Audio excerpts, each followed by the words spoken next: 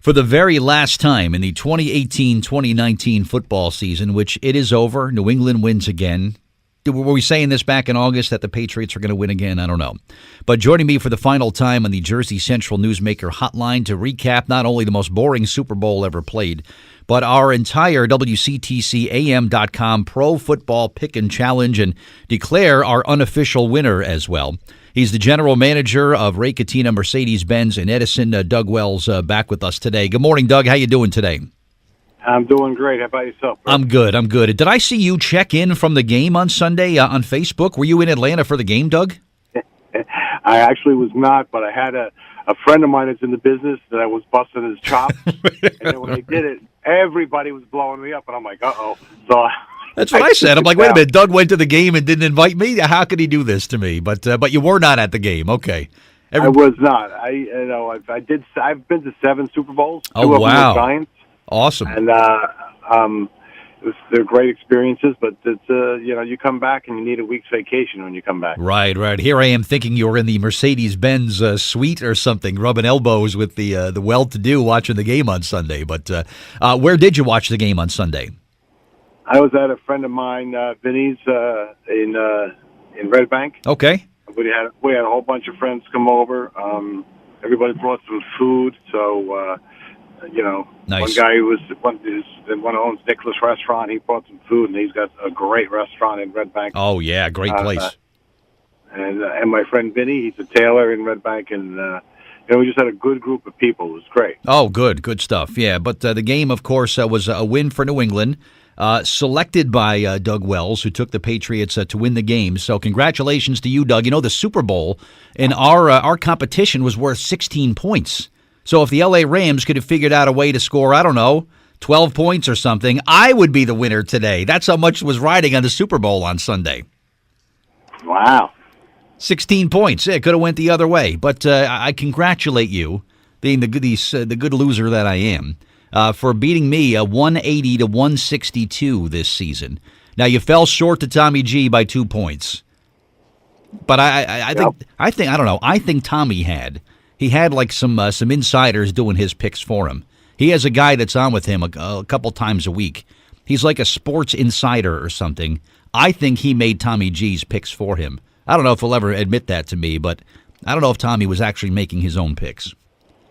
Well, and I would have had Tommy G if I had hit the save button.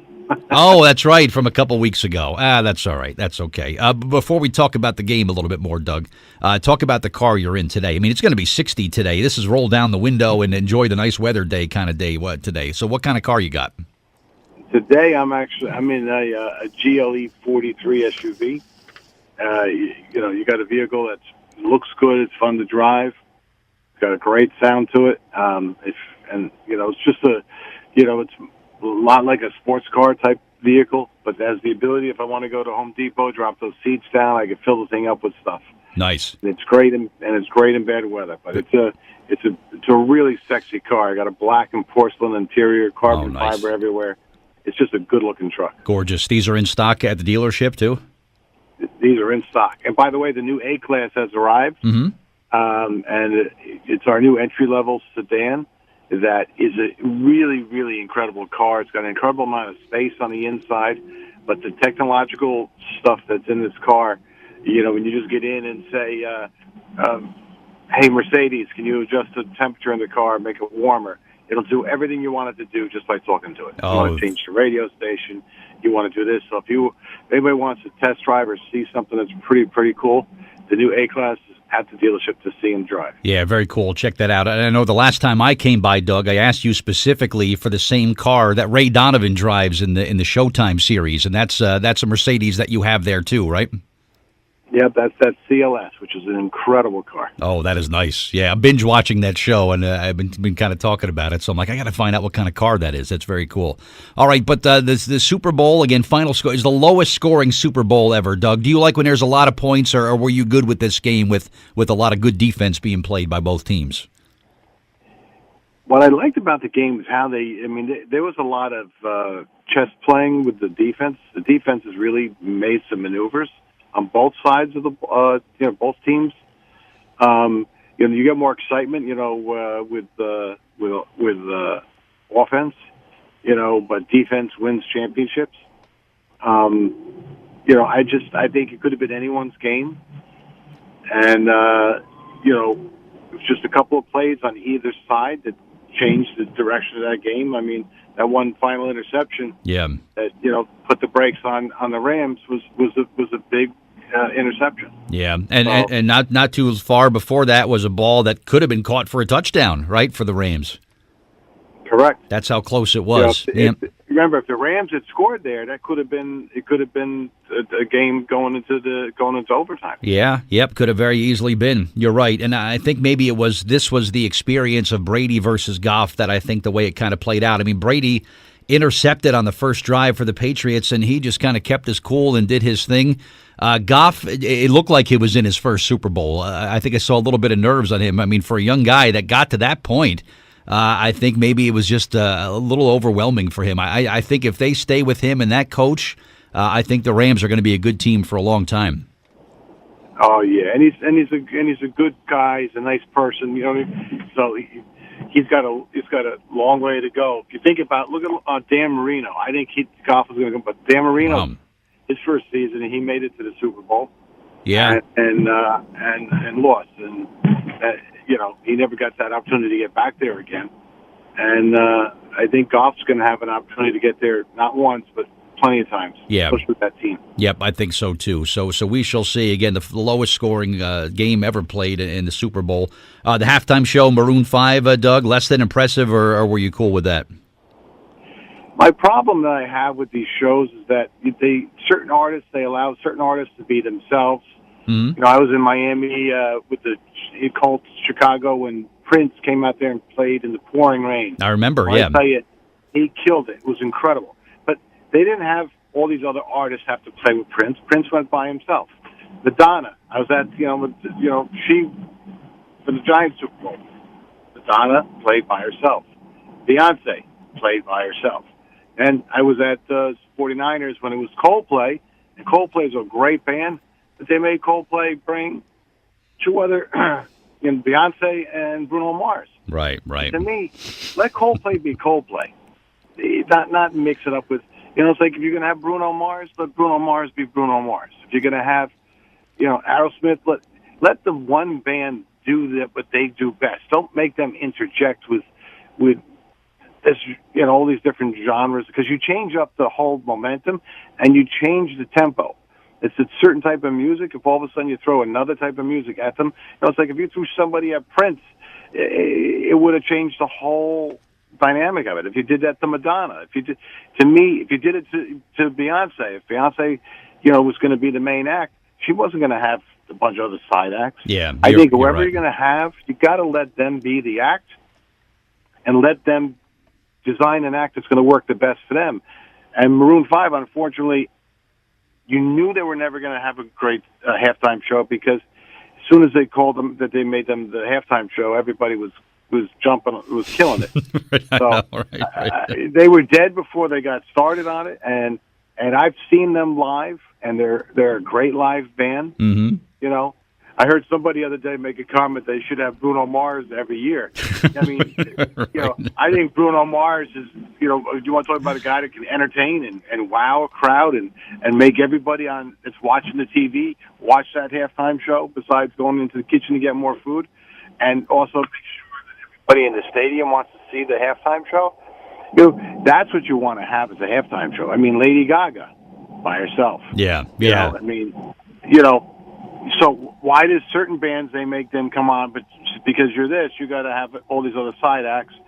Other bands, they make them. So to me, whoever they decide to have, and to me, I think this halftime show, it's going to scare a lot of people off.